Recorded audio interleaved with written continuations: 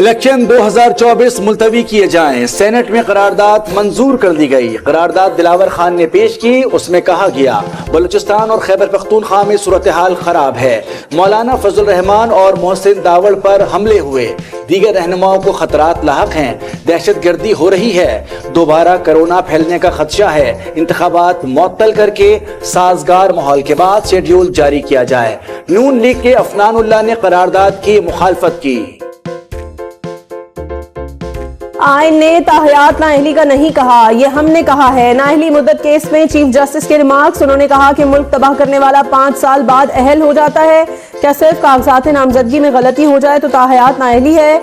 एक जनरल ने यह शक डाल दी तो क्या हम सब पाबंद हो गए? कहा गया सादा कानून साजी से आइन में तब्दीली नहीं की जा सकती, मगर हम आईनी तरमीम कलअदम कर देते हैं। क्या हमारी पार्लियामेंट में बैठे लोग बहुत ज्यादा समझदार हैं?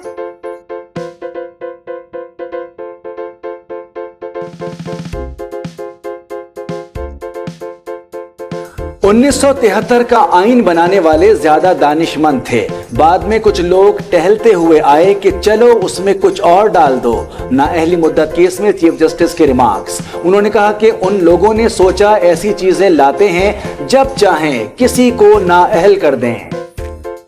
चीफ जस्टिस फाइज ईसा ने साबिक चीफ जस्टिस उमर अता बंदयाल के समीउल्लाह बलोच केस फैसले पर सवालात उठा दिए।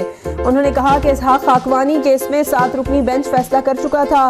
5 रुकनी बेंच ने वो फैसला क्यों ना देखा?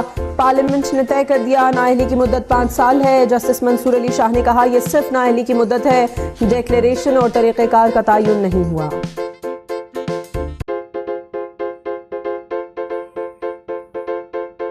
कानून होता तो क्या मुजाहिरीन बलूचिस्तान से यहाँ आते? औरतों और बच्चों को कुछ हुआ तो जिम्मेदार पुलिस और इंतजामिया होगी। इस्लामाबाद हाई कोर्ट के रिमार्क्स। जस्टिस मोहसिन अख्तर ने कहा कि वफाकी हुकूमत को समझ नहीं आती मामला कहां लेकर जा रहे हैं। मुजाहिरीन भी कुछ ऐसा ना करें जिससे आपके मकसद पर हरफ आए। तहरीके इंसाफ को बड़ा रिलीफ मिल गया। शाह महमूद और जैन कुरैशी को इंतखाबात में हिस्सा लेने की इजाजत मिल गई। Sindh high court election tribunal ने कागजात नामजदगी बहाल कर दिए। शाह महमूद एन 214 थरपारकर 1 और जैन कुरैशी एन 214 से इलेक्शन लड़ेंगे। एन 238 से हलीम आदिल के कागजात भी मंजूर। रावलपिंडी से राशिद शफीक को भी क्लीन चिट मिल गई।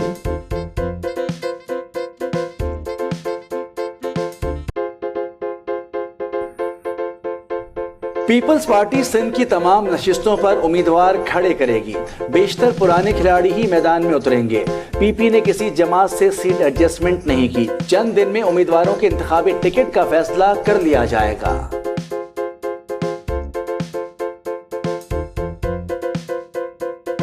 साबिक सदर आसिफ जरदारी की आज मुल्तान में मसरूफियात। हामिद सईद काज़मी के घर जाएंगे। साबिक वफाकी वजीर ने उन्हें ज़ोहराना दिया है। मुतअद्दिद सियासी शख्सियात से मुलाकातें भी आसिफ जरदारी के शेड्यूल में हैं।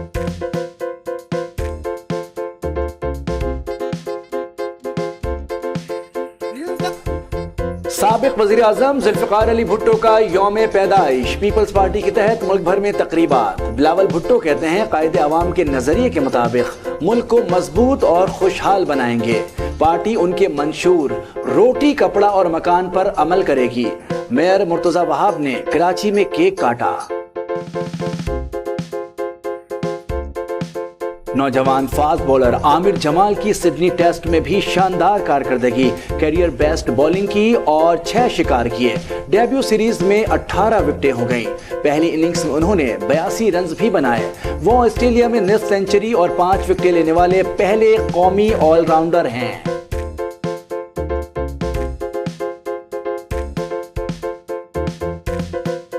के इलेक्ट्रिक और हुकूमत का मुआहदा दोबारा तय करने का फैसला। टैरिफ डिफरेंशियल सब्सिडी मुआहदे पर ईसीसी ने गौर किया।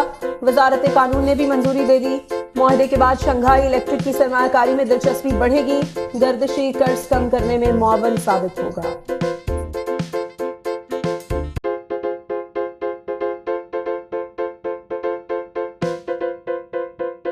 माली साल 2022-23 में मुफ्त बिजली के इस्तेमाल की तफसील सामने आ गई। बिजली कंपनीज ने मुलाजमीन को 10 अरब रुपए से जायद की मुफ्त बिजली दी। 35 करोड़ 56 लाख यूनिट इस्तेमाल किए गए। फायदा उठाने वालों में 1 से 22 ग्रेड के हाजिर और रिटायर्ड मुलाजमीन शामिल हैं।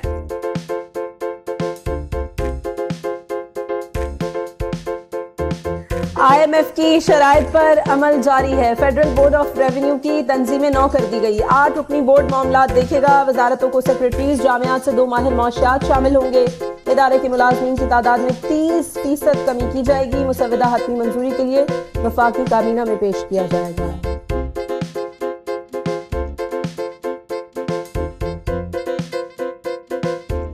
फवाद चौधरी का 4 दिन का जिस्मानी रिमांड मंजूर। एहतसाब अदालत इस्लामाबाद ने नैब के हवाले कर दिया। 9 जनवरी को दोबारा पेश करने की हिदायत। फवाद चौधरी पर जेहलम तामीरी मंसूबे में करप्शन का इल्जाम है।